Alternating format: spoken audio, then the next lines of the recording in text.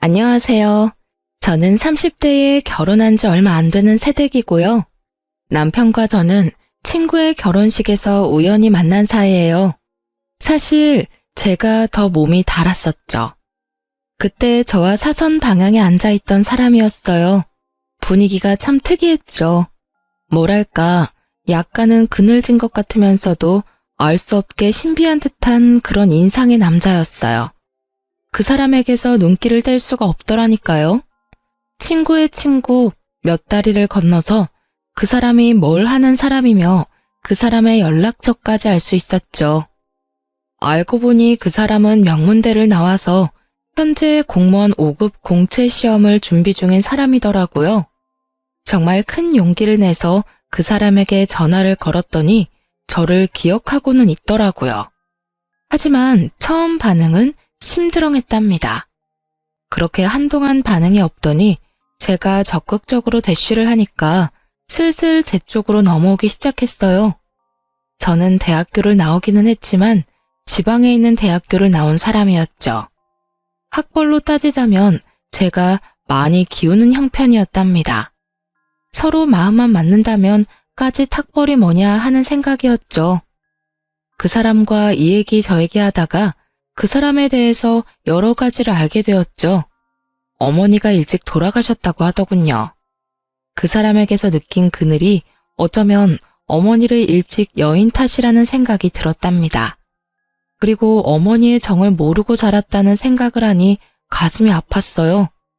아버지 손에 혼자 자랐다니 자라면서 느꼈을 외로움도 컸겠죠. 한 1년 정도 만나다가 드디어 결혼 이야기가 나오기 시작했죠. 시아버지 될 사람이 반대했다는 얘기를 들을 수 있었어요.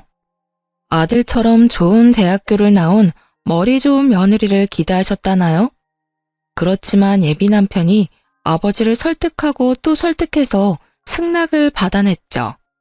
시어머니가 안 계시는 바람에 결혼 준비 과정에서 친정엄마가 많이 곤란해하셨어요. 엄마한테 바깥 사돈 될 사람이니 사실 얼마나 어려웠겠어요. 그런데 예비 시부는 몰라서 그러는지 일부러 그러는지 제게 줄 예물도 대충, 예복도 대충, 저한테 줄 것은 모두 대충 해주었답니다. 좁쌀만한 다이아 반지도 간신히 해주었고 웨딩드레스를 벗고 입을 예복도 기성복 중에서도 싸구려를 선택하더라고요. 한복도 간신히 한 벌을 해주는데 싸 보이기 이를 데 없는 동네 한복집에서 한 벌 해주더군요. 친정엄마가 분통을 터뜨리셨죠. 왜 이런 집안에 시집을 가야 하냐고 말이죠.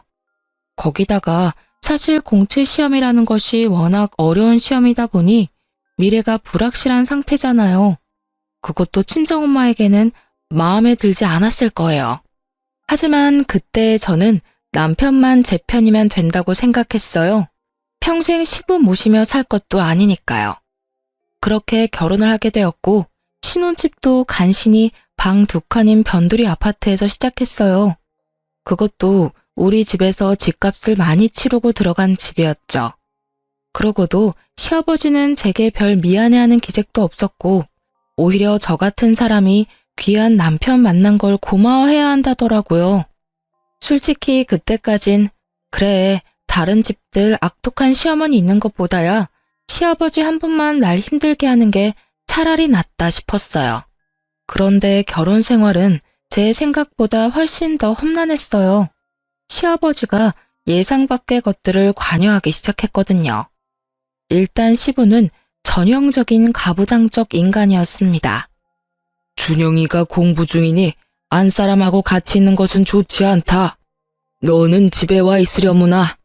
그리고 며칠에 한 번 가서 반찬이나 빨래나 해주고 오면 된다. 난데없는 시아버지의 별거 명령이 떨어졌죠. 결혼한 지 얼마 되지도 않은 사람한테 떨어져 살라뇨. 그것도 친정에 가 있으라는 것도 아니고 시아버지 혼자 있는 집에 가서 시집살이를 하면서 마치 파출부처럼 가서 반찬이나 해주고 빨래나 해주라니 정말 황당했어요. 아버님, 저희 결혼한 지 1년도 안 됐어요. 신혼부부라고요. 아무리 시험 공부 중이라지만 어떻게 이렇게 별거를 하라고 하시는 거예요? 무조건 혼자 있다고 공부가 잘 되는 건 아니죠. 그러면 왜 결혼 허락하신 거예요? 차라리 시험에 붙고 결혼하라고 하셨어야죠. 제가 시집으로 들어갈 기미가 보이지 않자 결국 시아버지는 남편을 데리고 집으로 들어가 버리셨어요. 가잔다고 따라간 남편 또한 한심하다는 생각이 들더군요. 남편과 시아버지 둘 다 들으라고 가서 또박또박 제 의견을 말했어요. 아버님, 시험 공부 중요한 거 저도 알아요. 하지만 주변 상황이 정리되어야 시험 공부도 잘 되는 거잖아요. 제가 집에 혼자 있으니 이 사람 마음이 아무래도 편하지 않을 거고, 또 아버님이 귀한 아들 내조하실 거 아니잖아요. 오히려 준영 씨가 아버님 뒷바라지를 하게 될 것 같은데요. 저하고 있을 때보다 따로 있는 게 더 시험 공부에 지장을 주게 되는 거죠. 그런데 다음 순간에 정말 상황에 어울리지 않는 생뚱맞은 소리가 들려왔어요. 무언가 깨지는 소리가 날카롭게 공기를 찢었죠. 시아버지가 제가 하는 말을 버릇없는 말대꾸라고 생각했고 그 분을 이기지 못해서 사기 재질로 되어 있는 잿더리를 벽에다 던진 것이었어요. 잿더리가 산산조각이 나서 사방에 흩어졌죠. 아버님, 저희가 기왕 결혼을 한 이상 아무리 부모님이라 해도 이러실 권리가 없으신 거예요. 그걸 왜 모르세요? 그리고 아버님, 사람을 향해서 던지지는 않으셨다고 해도 이건 엄연히 폭력이에요. 어떻게 맞이한 지 1년도 안 되는 며느리 앞에서 이런 충격적인 모습까지 보여주세요? 남편이 제 입을 막고 끌다시피 밖으로 데리고 나오더라고요. 내 말 틀린 거 하나도 없잖아. 그리고 준영 씨도 그래.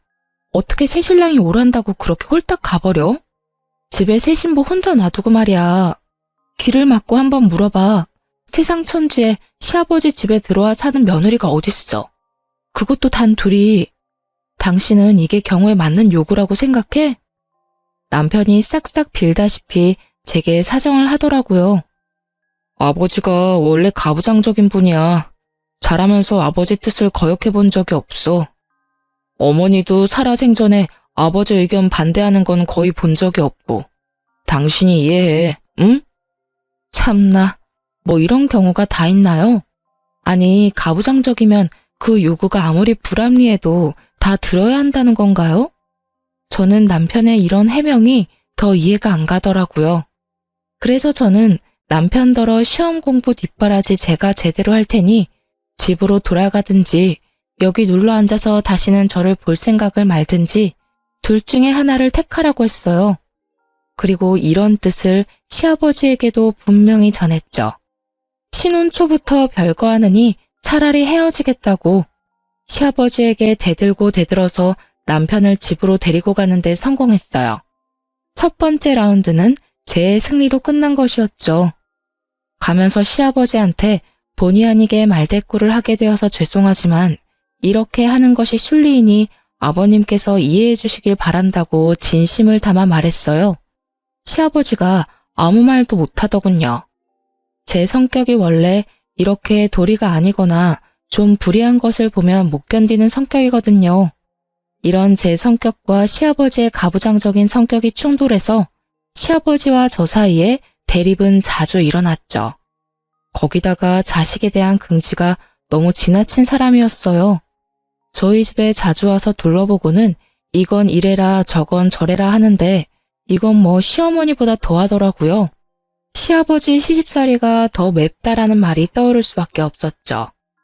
반찬이 이게 뭐냐? 네 남편이 무슨 소냐? 불밭이 따로 없구나. 이래가지고 체력이 필요한 시험 공부를 제대로 할 수나 있겠니? 우리 집 반찬까지 가지고 트집을 잡는 것이었죠. 사실 지금 상황에 제가 작은 회사에 다니면서 버는 돈으로만 두 식구가 살림을 하고 있는 중이었어요. 그다지 넉넉할 리가 없었죠. 돼지고기는 기름기도 많고 건강에 좋지 않다. 공부하느라고 앉아있는 애한테 먹일 만한 음식이 아니야. 고기를 먹이더라도 소고기를 먹여라. 하루에 한 끼는 소고기로 단백질 섭취를 시켜줘야 해. 소고기 좋은 거 누가 모르냐고요. 하지만 당신 아들이 아직 수험생인데 무슨 돈으로 하루에 한 번을 꼭 소고기를 먹일 수가 있겠어요?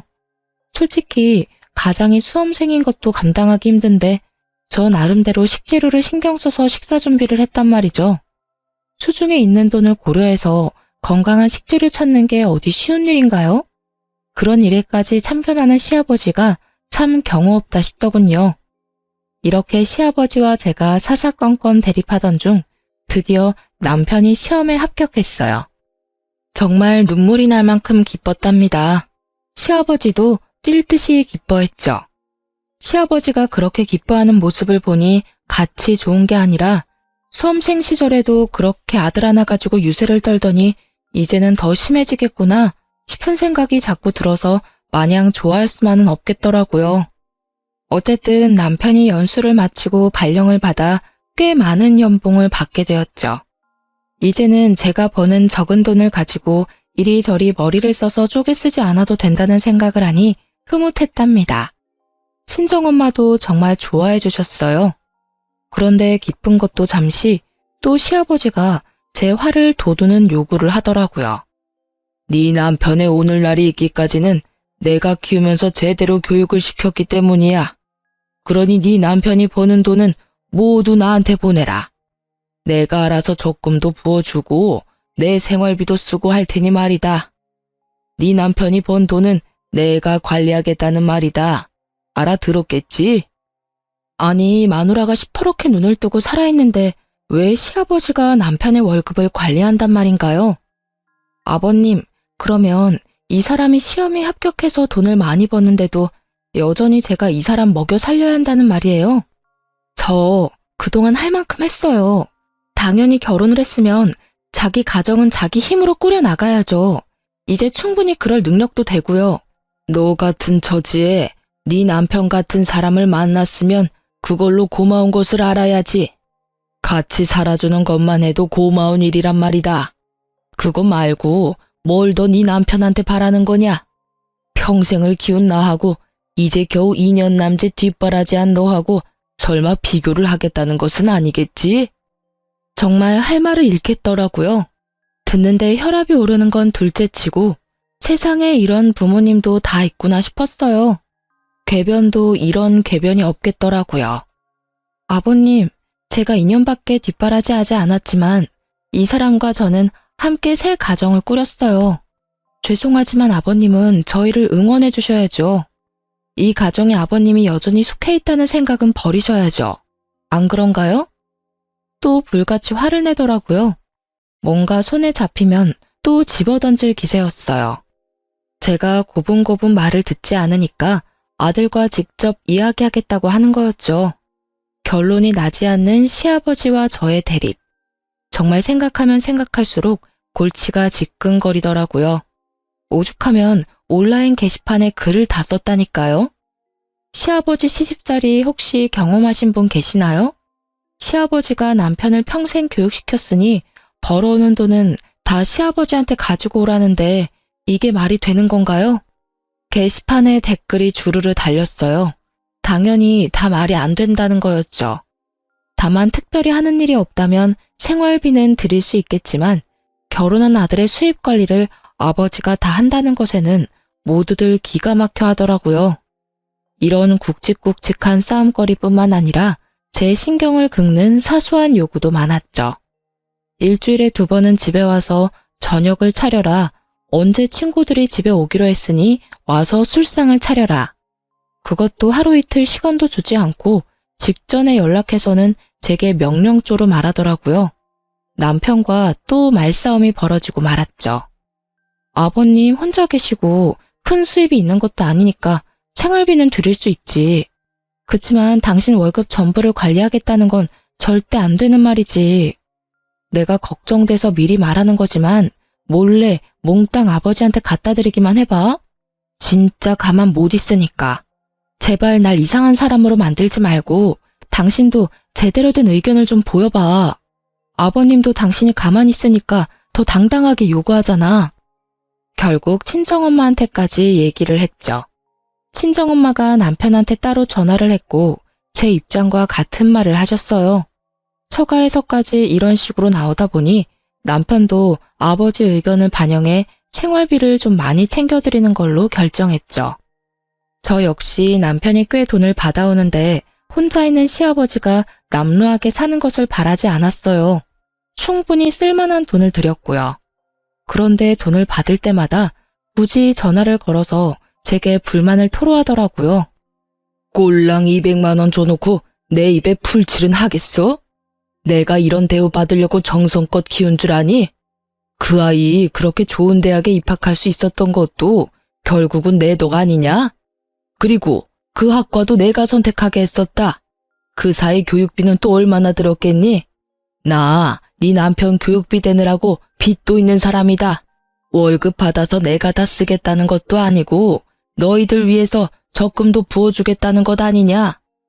그렇게 따지면 세상 자식들이 모두 결혼해서도 버는 돈 다 자기 집에 갖다 주어야 해요, 아버님. 자식 키우면서 교육비 안 드리는 부모도 있어요? 그건 당연 부모들이 다 하는 일이죠. 저도 아이 낳으면 그렇게 할 거고요. 그런데 왜 아버님만 하신 것처럼 말씀하세요? 키움값 받으시는 건 알겠는데 그러니 넉넉하게 챙겨드리잖아요. 볼 때마다 시아버지 얼굴에 불만이 다닥다닥 붙어 있었어요. 그래도 생활비 많이 주니 넘어간 줄 알았는데 제 착각이었던 거죠. 내 친구들을 보니까 요즘 내 나이대에 많이 타는 튼튼한 차를 굴리고 있더구나. 나는 지금까지 차도 없이 지내왔다. 그런데 내 아들이 이제 나 차 사줄 돈은 충분히 버니까 차 한 대는 내 명의로 만들어 놔라. 이것까지 설마 안 된다는 말은 안 하겠지? 사실 우리 집에도 차가 있기는 했어요. 제가 결혼 전부터 타는 차였어요. 그걸 좀 바꿔야겠다는 생각을 하고 있던 중이었답니다. 이미 하던 일에서 퇴임을 하시고 왔다 갔다 하는 범위가 정해져 있는 시아버지한테 그런 좋은 차가 왜 필요한지 모르겠더군요. 사실 우리 차를 바꿔서 저는 이제 그만 타고 남편이 끌고 다니게 하려고 했었거든요. 시아버지한테 이런 뜻을 전했죠. 그랬더니 뭐라는 줄 아세요? 생활비도 많이 안 주는데 자기 차는 꼭 새 걸로 사달라며 우리가 사려고 했던 새 차에 대한 할부값은 꼭 제 월급에서만 해결하라고 강조하더라고요. 남편에게 혹시나 시아버지 차 사는 일에 단 한 푼이라도 더 갔다가는 이번에는 정말 이혼이라고 으름장을 놓고 말았네요.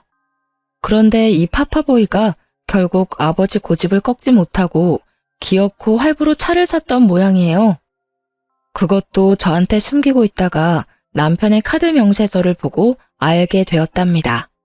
제가 이미 예고한 대로 짐을 싸서 친정으로 가버렸어요. 남편이 예상보다 늦게 친정으로 찾아왔더라고요. 거의 보름이나 지난 다음에 저를 데리러 왔죠. 부모님은 그런 남편을 보고 혀를 끌끌 차며 말하셨죠. 직업이 좋을지 모르나 이리 보나 저리 보나 참 마음에 안 드는 사위라고 말이죠. 결국 시부차는 저질러 놨으니 저희 차를 미루기로 했네요. 남편이 자신은 굳이 차가 필요하지 않다고 알아서 뒤로 빠졌어요. 시아버지와 저의 싸움을 좀 줄여보자는 생각에서였겠죠. 그래서 제가 타던 차는 같이 타기로 마무리됐고 좀 더 바쁜 일이 있는 사람이 차를 먼저 쓰기로 한 거였어요. 그런데 시아버지의 요구는 그것으로 끝나지 않았어요. 집안의 도배를 모두 새로 해야겠으니 그 비용을 대고 와서 일하는 사람들 감독을 하라고 하기도 했고요. 언제는 또 친척 중 누구 결혼식이 가는데 그때 입을 명품 로고가 붙은 양복을 꼭 마련해내라고 하기도 했어요. 이건 무슨 명품 핸드백 사달라는 시어머니하고 다를 바가 없더군요. 견디다 못한 제가 몇 번 더 친정으로 가버리기도 했고요.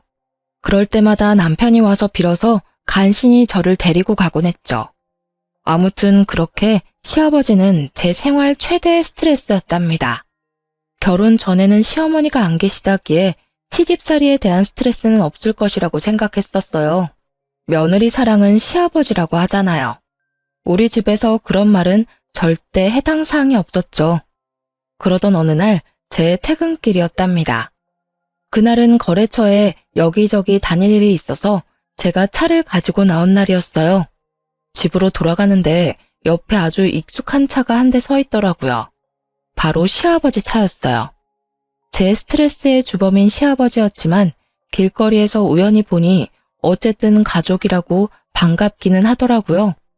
그래서 차창을 내리고 아는 척을 하려고 하는 순간 조수석에 타고 있는 사람을 보게 되었답니다.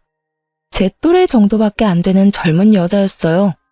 시아버지가 운전을 하면서도 하도 다정하게 얘기 중이었기에 저는 도로 차창을 올리고 말았죠. 하지만 궁금하기는 하더라고요. 시아버지는 그 여자와 뭔가 긴히 이야기를 하는 것 같았고, 그래서 슬쩍 따라가기가 쉬웠어요. 차가 시내를 관통해서 미사리 쪽으로 가더니 한 분위기 있어 보이는 카페로 들어가더군요. 저도 최대한 먼 곳에 차를 대고는 몰래 따라 들어가 보았어요. 들킬까봐 테이블에 앉지는 못하고 문 밖에서 두 사람을 지켜보았죠. 이야기가 정말 긴한 이야기인지 제가 여러 번 빼꼼히 카페 문을 열고 들여다보는데도 얘기하는 것에 여념이 없더라고요. 얼굴이 꽤 예쁜 편인 여자였어요. 지적인 분위기가 철철 흐르는 여자여서 둘이 어떤 관계일까 너무 궁금하더라고요. 아버님 말야, 혹시 너무 외로우신 건 아닐까? 나 오늘 길거리에서 아버님 차에 젊은 여자가 같이 탄 거 봤어. 미사리까지 가시던데. 얘기도 아주 긴한 얘기인 것 같았고 내가 보기엔 보통 사이가 아닌 것 같았다니까. 남편이 픽 웃더군요. 그러더니 갑자기 그 여자가 어떻게 생겼는지 대략 이야기를 해보라는 것이었죠. 제가 얘기를 하고 나니 남편이 갑자기 더 크게 웃더라고요. 누군지 내가 알 것 같다. 걔는 아버지 사촌 형제 딸이야. 나랑은 그러니까 육촌간이 되는 여동생이지. 미국에 있다가 최근에 귀국했어. 바로 구해구만 뭐. 그런데 요즘 세상에 당숙하고 당질이 뭐 그렇게 가까운 사이야? 그렇게 긴히 나눌 말이 뭐가 있어. 아무튼 여자의 정체가 제가 생각하던 그런 것은 아닌 모양이었어요. 그런데 그 여자는 그 이후에도 시아버지 옆에서 자주 눈에 띄게 보이더라고요. 심지어 시집에서 그 여자를 본 적도 있었죠. 요즘 세상에 당숙과 당질이 뭘 그렇게 자주 만날 일이 있냐고 남편에게 다시 물었어요. 그건 걔가 한국에 들어와서 사업 하나를 구상하고 있나 봐. 커피 전문점을 하나 열고 싶어 한대. 그런데 아버지는 이미 돌아가셨고 사실 의논할 사람이 우리 아버지밖에 없나 봐. 아버지가 젊은 시절에 걔네 아버지 되는 당숙한테 신세진 적도 있었고 최근에 귀국해서 한국 물정을 잘 모르기도 해서 도와줘야 되거든. 뭐 그런 사정이라니 그런가 보다 했어요. 그러니까 저한테 육촌 시누이가 되는 사람이었죠. 남편보다 손 아래라고 했어요. 그래서 그 육촌 시누이에 대한 이야기는 잊고 있었고 그렇게 몇 주가 흐른 다음이었어요. 친정엄마가 밑반찬을 아주 넉넉히 해오시면서 제 시부에게도 갖다 주라고 하기에 반찬들을 챙겨 들고 퇴근 후 조금 늦은 저녁에 시집으로 갔죠. 엘리베이터에서 내렸더니 현관문 앞에 어떤 여자가 문을 열고 나오고 있더라고요. 그 육촌 시누이 되는 사람이었어요. 그 여자가 고개를 들고 저를 보더니 깜짝 놀라더라고요. 안녕하세요. 말씀만 들었지 인사는 처음이네요. 제가 아마 옳게 되는 입장일 거예요. 그렇게 말씀 들었어요. 안녕하세요. 저도 말씀 많이 들었어요. 다음에 뵐게요. 제가 지금은 바쁜 일이 좀 있어서. 뭐 그리 놀랄 일이 있었던지 어딜 빨리 가봐야 한다며 도망치듯 그 자리를 벗어나더라고요. 그런데 너무 서둘다 보니 핸드백이 도어락 손잡이에 걸리면서 바닥에 뭔가가 떨어지더군요. 집어들고 보니 가방 장식품이었어요. 비싸 보이는 물건이라 꼭 전해줘야겠다고 생각하고 아래층으로 따라 내려갔죠. 찰나의 순간이라 아직 멀리 못 갔을 거라 생각했는데 쉽게 보이지 않더라고요. 두리번거리다가 다른 동까지 와버렸고 마침 어떤 여자 통화 소리가 들리는데 그 여자 같더라고요. 나 정말 깜짝 놀랐어. 갑자기 문 앞에 서 있더라니까. 언제까지 기다려야 하는데 아버님한테 무슨 대책이 있으신 건데 그 여자랑은 정말 언제 헤어질 거야? 이 말만은 정확히 들을 수 있었죠. 하지만 지나가는 자동차 소리에 더 자세한 말은 들을 수 없었어요. 속으로 이 시누이도 애정관계가 복잡하구나 생각했답니다. 목소리가 들리는 방향으로 찾아갔죠. 아가씨, 여기 뭐 하나 떨어뜨리고 가셔서. 그야말로 유령이라도 본 듯 기겁을 하며 도망을 가더라고요. 정말 빠른 속도로 그곳을 벗어나는 거 있죠? 남편이 퇴근한 후 이 이야기를 하면서 집까지 드나드는 이유가 뭐냐 물었죠. 그랬더니 남편이 말하기를 그 사업 관리를 아버지에게 맡길 수도 있다는 것이었어요. 커피 전문점이라면 젊은 사람들의 감각이 필요한 일이었기에 좀 의외라는 생각이 들긴 했지만 그거야 뭐 본인들이 알아서 할 일이니까요. 그즘 남편은 일이 많은지 귀가가 늦는 날이 많았어요. 공무원의 좋은 점 하나가 칼퇴인데 남편은 신입이라 아직은 그러지 못하다는 것이었죠. 남편이 힘들겠다 싶었어요. 친정엄마가 그 말을 듣고 정말 등급이 좋은 사고를 사서 올려보내셨어요. 이번에도 역시 넉넉하게 보내주셨기에 시아버지 몫까지 준비했죠. 그리고 거의 밤을 새고 사고를 고았어요. 덕분에 다음날 출근해서 신나게 졸았답니다. 시아버지가 먹을 것을 따로 담아서 차에 싣고 시집을 향해 갔죠. 시집에 도착해보니 좀 의외의 상황이 눈앞에 벌어져 있더군요. 우선 신입이라 일에 바쁘다던 남편이 그날만은 칼퇴를 했는지 시집에 와 있더라고요. 그런데 시아버지와 함께 그 육촌 시누이도 같이 있더라고요. 요즘 들어 늘 귀가가 늦었던 남편이었기에 조금 이상하다 싶긴 했죠. 그리고 또 좀 이상한 것이 제가 들어가니 그동안 무슨 이야기를 하고 있었던지 입을 다물면서 분위기가 싸해지는 것이었어요. 할 얘기를 해봤자 시누이가 버린다는 사업 이야기밖에 없었을 텐데 그 이야기가 저 있는 곳에서는 못할 이야기인가 싶더라고요. 하긴 우리 시아버지가 저를 무시하는 거야 뭐 잘 알고 있긴 하지만요. 저 같은 사람이 남편과 살고 있다는 것 자체를 고마워해야 한다는 사람이잖아요. 그러니 뭐 사업 이야기 같은 얘기를 제 앞에서 굳이 하고 싶지 않을 수도 있었겠죠. 하지만 어쨌든 이런 분위기가 마음에 걸리긴 했어요. 직감적으로 뭔가 이상한 것은 틀림없었죠.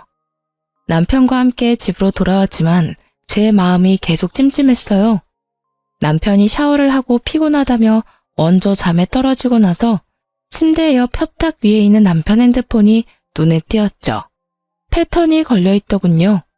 하지만 남편은 제가 아는 한 일과 아버지밖에 모르는 단순한 사람이었죠. 슬쩍 멀리서 보았던 패턴을 비슷하게 따라해보니 금방 풀리더라고요. 시아버지와 주고받은 문자가 우선 보이더군요. 어떤 방법으로 일을 처리하시려고 그러시는데요. 어떻게든 이 애비가 알아서 할 테니 기다려라. 이런 내용밖에 별다른 내용은 없었어요. 하지만 처리한다는 그 일이 어떤 일인지 궁금하긴 하더라고요. 그리고 패턴이 열린 김에 남편의 핸드폰을 구석구석 살펴보았죠. 그러다가 앨범에서 그 시누이와 남편이 찍은 사진을 발견하게 되었어요. 좀 상식적이지는 않더라고요. 요즘 세상 사촌간에도 특별한 경우가 아니면 그다지 교류가 없는 판국에 육촌남매가 같이 사진 찍을 일이 뭐가 있나 싶더라니까요. 셀카는 아니고 누가 찍어준 듯 한 방향을 바라보고 같이 웃고 있는 사진이었어요. 그런데 그 순간 갑자기 제 머리를 치고 지나가는 기억 하나가 있었죠. 그때 그 신우의 통화 내용 말이에요. 특히 그 갑자기 문 앞에 서 있더라니까 라는 대목에서 갑자기 문 앞에 서 있던 사람은 저밖에 없었거든요. 그렇다면 절 보고 그렇게 놀랐다는 말인데 저는 그 집 며느리 되는 사람이잖아요. 전혀 놀랄 이유가 없는데 뭔가 제게 숨기는 게 있다는 거 아니겠어요? 곰곰이 생각하던 중 한 가지 계획을 세우고 시집을 방문했어요. 하지만 세 사람이 같이 있는 경우가 드물더라고요. 남편도 제 시간에 퇴근하기 시작했죠. 제 계획을 실행하는데 한 달이 넘게 걸렸어요. 저는 일부러라도 시집을 자주 방문했어요. 결국은 기회가 오더라고요. 예고 없이 찾아가 보니 마침 세 사람이 또 같이 있는 날이었어요. 이번에도 그 묘한 싸한 분위기를 느낄 수 있었고요. 저는 일부러 이것저것 싸간 음식을 늘어놓으며 분위기를 유쾌하게 하려고 했죠. 그런데 그 분위기가 여관에서 자연스러워지지 않더군요. 제가 가지고 간 음식을 다 먹은 두 남자가 담배를 피우겠다고 베란다로 나갔죠. 아가씨, 한식집 차리신다면서요? 한식집은 일할 사람도 많이 필요하고 아무래도 아버님같이 연세 좀 있으신 분이 관리해 주셔야 할 거예요. 그나저나 여러 가지로 바쁘시겠어요. 남편이 분명 커피 전문점이라고 말했지만 일부러 넘겨짚어 물어본 것인데 역시나 걸려들었어요. 그러게 말이에요. 제가 최근에 주로 미국에 있었기 때문에 그 사이 한국 물정을 많이 잊어버렸어요. 그래도 한국 땅이니 한국 먹거리가 제일 잘 팔릴 것 같아서 그걸로 삽 아이템을 정했어요. 이제 그 세 사람 사이에 제가 모르는 모종의 일이 있다는 것은 제 막연한 짐작이 아니라 분명한 것이었죠. 집에 들어와서 곰곰이 생각에 잠겼어요. 그리고 다음날 신우의 어떤 말도 또 머릿속에 떠올랐죠. 바로 핸드백 장식을 주러 나갔을 때 한 말. 그 여자랑은 언제 헤어질 건데? 라고 전화에 대고 하는 말이었죠. 여기서 그 여자라 함은 바로 저를 칭하는 말이라는 생각은 지나친 것일까요? 저는 고개를 여러 번 저었답니다. 설마 아닐 거야, 아닐 거야 했죠. 다음날 남편을 먼저 출근시킨 다음 바로 흥신소를 붙였답니다. 흥신소에서 연락이 오기까지 기다리는 시간이 그리 길지 않았어요. 바로 며칠 만에 흥신소에서 아주 결정적인 사진 몇 장들이 우선 날아왔거든요. 육촌 시누이 혈족이라면서요. 다정하게 같이 모텔에 드나드는 사진도 있더라고요. 기도 안 차더군요. 남편의 퇴근 시간, 그 여자가 남편의 직장 앞에 서서 기다리는 사진도 있었죠. 흥신소에서 보내온 동영상에는 제가 모를 자동차를 타고 둘이 서울 근교로 나가는 것도 포함되어 있었습니다. 직업이 공무원인 만큼 조심해야 했겠죠. 숙박업소 출입은 주로 서울에서 좀 떨어진 곳에서 잡았고 퇴근 시간이 늦었던 이유가 이 여자 때문인 것도 알게 되었네요. 흥신소의 말로는 남편은 거의 정시 퇴근을 한다고 말해줬어요. 남편이 제가 모든 것을 알고 있다는 것도 모른 채 집에 와서 하는 꼬라지를 당분간 지켜보았어요. 퇴근할 때마다 무지무지 피곤해 보이더군요. 하긴 그 먼 거리를 운전해서 나갔다가 숙박업소에 들어갔다 나오고 또 반대 방향인 집까지 먼 거리를 운전해서 오려니 얼마나 피곤하겠어요. 아주 단순한 인간인 줄 알았더니만 피곤해하는 연기는 꽤 수준급이더군요. 이후에 보내오는 사진들도 가관이었어요. 커플 모자에 커플티를 착용한 사진부터 시작해서 놀이공원에서 아이들처럼 천진하게 뛰노는 사진까지 별별 사진이 다 있더라니까요. 둘이 불륜관계라는 것은 이제 분명했죠. 그리고 당연히 육촌 시누이라는 것도 거짓말이었을 테고요. 하지만 한 가지 여전히 해결되지 않는 것이 있었어요. 바로 시아버지가 이 일에 어떻게 관련되어 있는지를 모르겠더라고요. 하지만 한 가지만 분명하잖아요. 적어도 시아버지가 둘의 관계를 미리 알고 있었거나 알고 난 후에 묵인했다는 것이었죠. 모든 증거를 확보하고 남편에게 직접 물었습니다. 사진들과 동영상이 담긴 USB를 남편 앞에 던졌어요. 그걸 본 남편의 얼굴이 마치 죽은 사람처럼 핏기가 없어지더군요. 남편을 추궁했어요. 우선 얼마나 된 사이인지를 물었죠. 한동안 입을 다물고 있던 남편이 전부 포기한 듯 털어놓기 시작하더군요. 그 여잔 내가 대학교 때부터 좋아한 내 첫사랑이야. 잠시 사정이 있어서 헤어져 있다가 최근에 다시 만난 사이야. 정말 기가 막히더군요. 길거리에서 만나서 잠깐 즐긴 것이라고 하면 차라리 이것보단 나을 것 같았어요. 그런데 10년이 넘도록 간직해온 첫사랑이라뇨.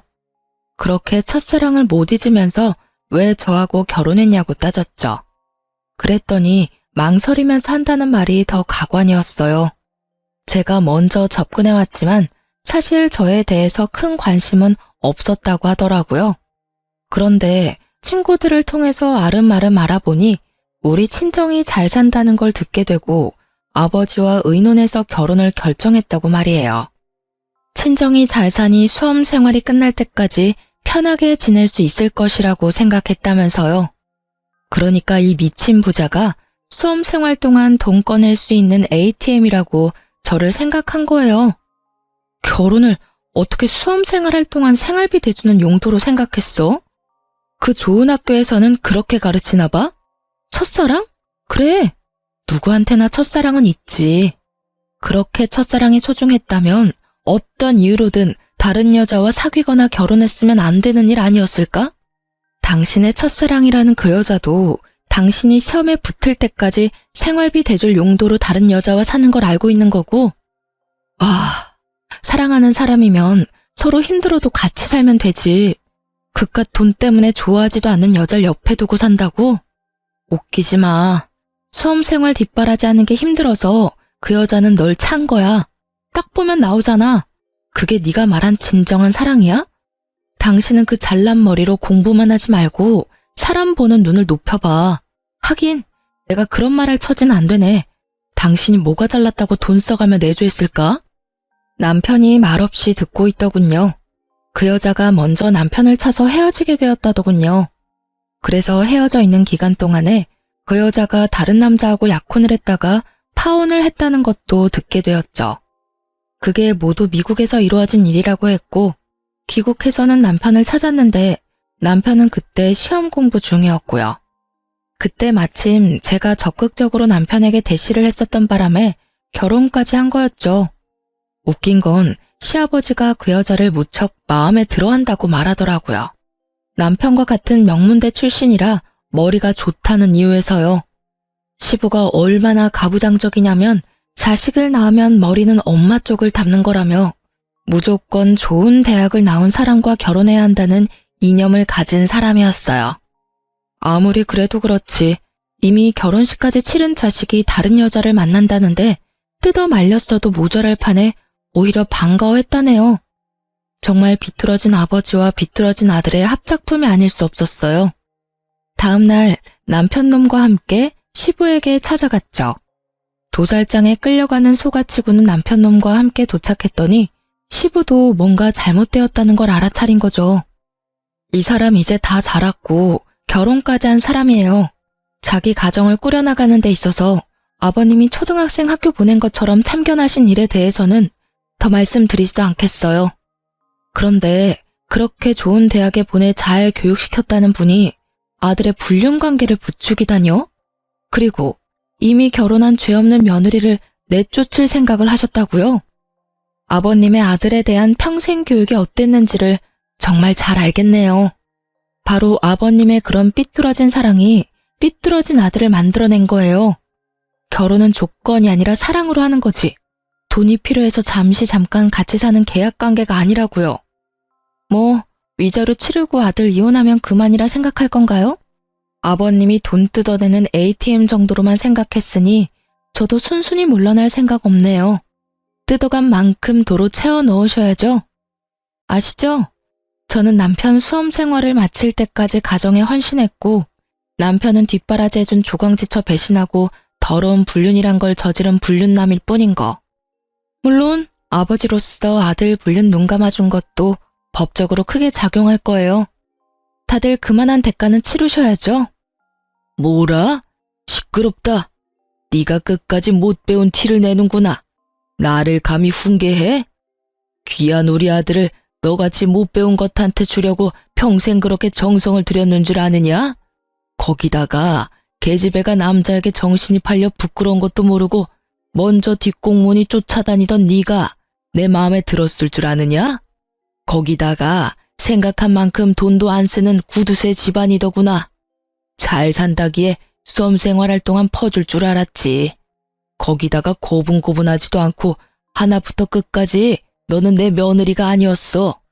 못 배웠다고 계속 무시하시는데 그쪽이야말로 하나는 알고 둘은 모르나 보죠? 세상 사람들은 뭐라 생각하겠어요? 법적으로 사기 결혼에 해당하는 행위를 오로지 돈 때문에 밀어붙였으면 그건 부모가 자식 이용했다고밖에 생각 못하죠. 그리고 귀한 아드님 공무원 만들 생각은 하고 한순간에 인생 망할 줄은 상상도 못했나 보죠? 이 사람 직장? 공직이죠. 그래서 더 알려야 한다고 생각해요.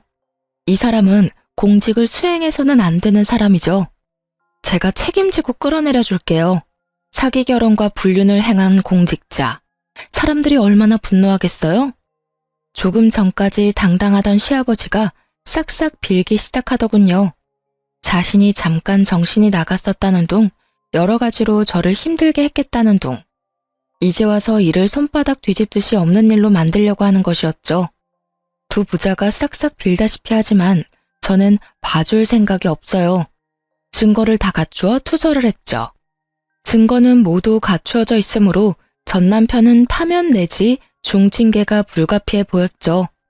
그리고 저번 온라인 게시판에 올렸던 글에 제 근황을 달았고 저를 걱정해주던 사람들이 전부 함께 그 부자를 손가락질하기 시작했죠.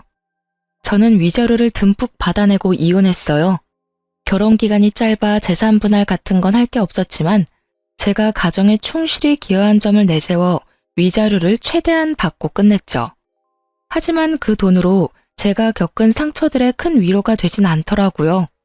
물론 상간녀에게도 소송으로 승소의 위자료를 받긴 받았는데 끝까지 진심이 담긴 사과를 듣진 못했거든요.